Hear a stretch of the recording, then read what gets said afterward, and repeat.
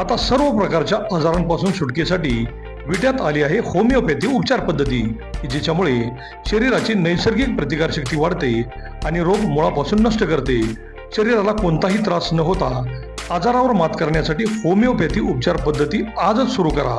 लठ्ठपणा, पोटाचे विकार, सांधेदुखी, स्त्रियांचे आजार, त्वचारोग, पुरुषांचे आजार, थायरॉइड, मूळव्याध, मानसिक आजार, केस गळणे, श्वसनाचे त्रास व लहान मुलांचे आजार यावर मात करण्यासाठी आता सांगली, पुणे, मुंबईला जाण्याची गरज नाही. आजच भेट द्या डॉक्टर शुभम मोरे यांचे वेदा होमिओपॅथी क्लिनिकला.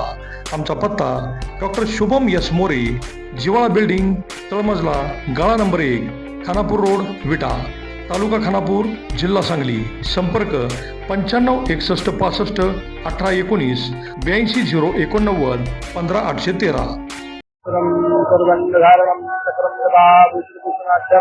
श्रीपादराजं शरणं प्रपद्ये. गुरुर्ब्रह्मा गुरुर्विष्णू गुरुर्देवो महेश्वरा गुरुसाक्षात् परब्रह्म तस्मै श्री गुरवे नमः.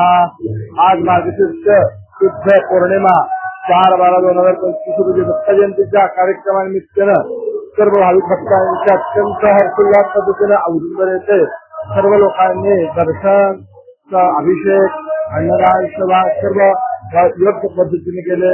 दत्त महाराजांचा आज जन्मोत्सव म्हणजे लोकांना, भाविक भक्तांना आलोक पूर्ण होती.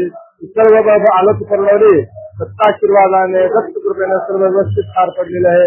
दत्ताशीर्वाद, दत्तकृपा सर्व भक्तांच्या पाठीशी असले अशी दत्तचरणे प्रार्थना करतो. अवधूत चिंतन श्री गुरुदेव दत्त. औदुंबर हे क्षेत्र गुरुचरित्र, गुरुचरित्र 15व्या अध्यायामध्ये उल्लेख आहे.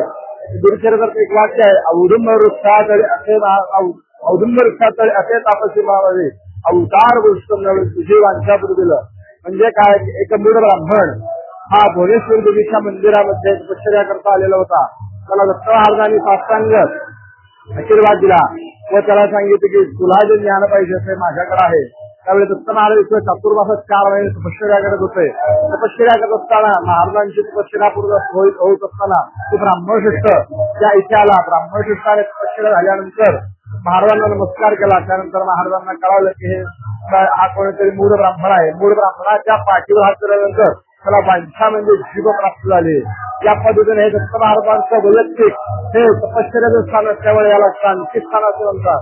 महाराजांच्या तपश्चर्या केल्यामुळे अलौकिक शांतता आणि दत्त महाराजांचा मनोभावी प्रार्थना केल्यामुळे दत्त महाराजांच्या प्रार्थनेकरणी प्रार्थना केली दत्ताशीर्वाद मिळतो. ही दत्त महाराजांच्या आशीर्वादाने दत्त औदुंबर क्षेत्राचं महात्म्य आहे. गुरुदेव दत्त.